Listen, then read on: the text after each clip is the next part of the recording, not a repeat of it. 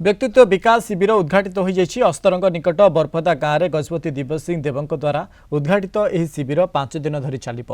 लोकों भितर आध्यात्मिक चेतना जागृत करी मानविकतार मूल्यबोध वृद्धि करने यह शिविर मूल लक्ष्य।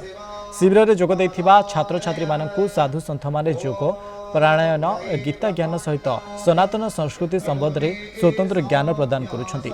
संध्या 6 रात्र 10 घटिका पर्यंत आध्यात्मिक प्रवचन आयोजन करा जाउछि।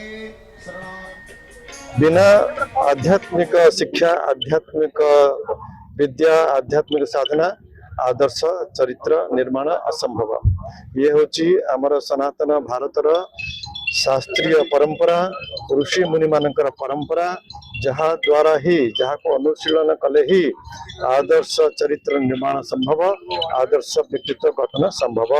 छात्री मान भर आदर्श चरित्र निर्माण करवा केवल पार्थिव संपत्ति पढ़ले गोटे भल मनुष्य हुए ना, ये पार्थिव ज्ञान जानिले जड़े बड़ मनुष्य हुए ना, केमती व्यक्तिर व्यक्तित्व निर्माण हो पार ता भीतर थिबा आध्यात्मिक शक्ति जागरण हो पार, से जने आदर्श नागरिक हो पार, उत्तम गृहस्थ, उत्तम सन्यास और उत्तम ब्रह्मचारी, भल जंत्रिकी हो भल मंत्री हो भल डाक्तर हो, यही आशा को नहीं आम छात्र छात्री भितर ये व्यक्तित्व विकास शिविर आयोजन होती। सकाल 5 गुरुजी मान सहित मिशुचु सकाल उठी योग आमर शिखा जाउची। तापर अनेक आसुचंती गुरुजी माने जो हमको अनेक शिक्षा दउचंती, चरित्र गठन ऊपर सिखौचंती, पिला मानक केमिति संस्कार और छोट मानक केमिति भल पाइबा ता ऊपर भी सिखौचंती। फर्स्ट क्लास मन होची मेडिटेशन एंड प्राणायाम।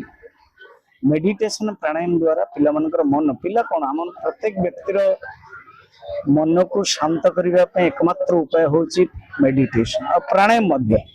प्राणायाम रो मुख्य उद्देश्य मध्य मनर शांति एवं गौण फल होची शरीर को ठीक रखा।